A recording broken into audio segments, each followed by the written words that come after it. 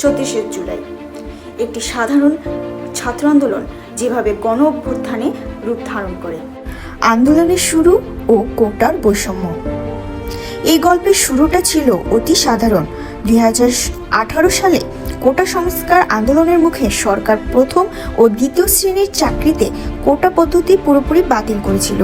কিন্তু 2024 সালের 5ই June high court সেই পরিপত্র অবৈধ ঘোষণা করলেও আবারও 30% মুক্তিযোদ্ধা কোটা ফিরে আসে।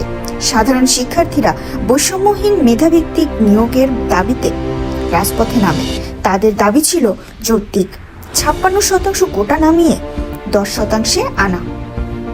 আগুনের শিখায় ঘি, সেই একটি মন্তব্য।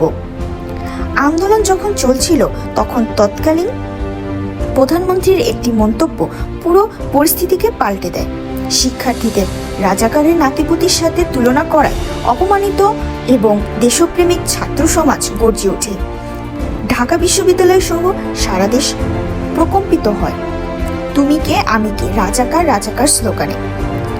এটি ছিল মূলত আত্মসম্মানের লড়াই।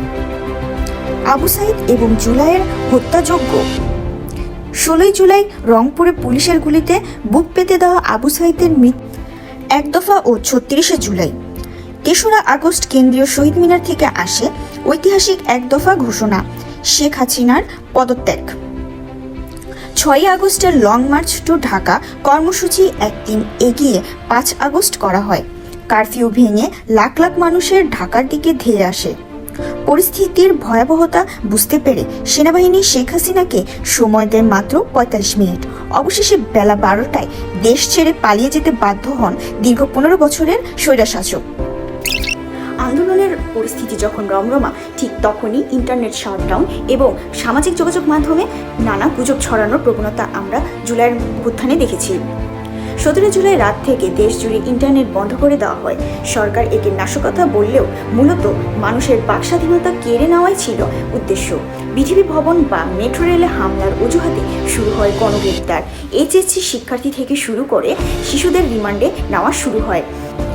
কিন্তু ছাত্রলীগকে দিয়ে আন্দোলন দমনের যে চেষ্টা ওবায়দুল কাদের করেছিলেন তা হিতে বিপরীত হয়। বাংলাদেশ ইতিহাসে প্রথমবার সাধারণ ছাত্ররা সম্মিলিতভাবে ক্ষমতাসীন ছাত্র সংগঠনকে ক্যাম্পাস থেকে বিতাড়িত করে। 5ই আগস্ট থেকে বাংলাদেশ যেন দ্বিতীয়বার স্বাধীনতার স্বাদ পায়। যে জুলাই মাস শেষ হতে চায়নি, সেই জুলাই মাস 5ই আগস্টে এসে 36শে জুলাই হিসেবে ইতিহাসের পাতায় অমর হয়ে যায়। সেই আন্দোলনের শিক্ষা একটি, জনতা যখন একবদ্ধ হবে তখন বিপ্লব আসা আমাদের হাতের মুঠোয়। আমি সুমাইয়া বিনতে রফিক, সাংবাদিক ও গণযোগাযোগ মাধ্যমের ড্যাফোডিল ইন্টারন্যাশনাল ইউনিভার্সিটির একজন শিক্ষার্থী। Thank you for watching.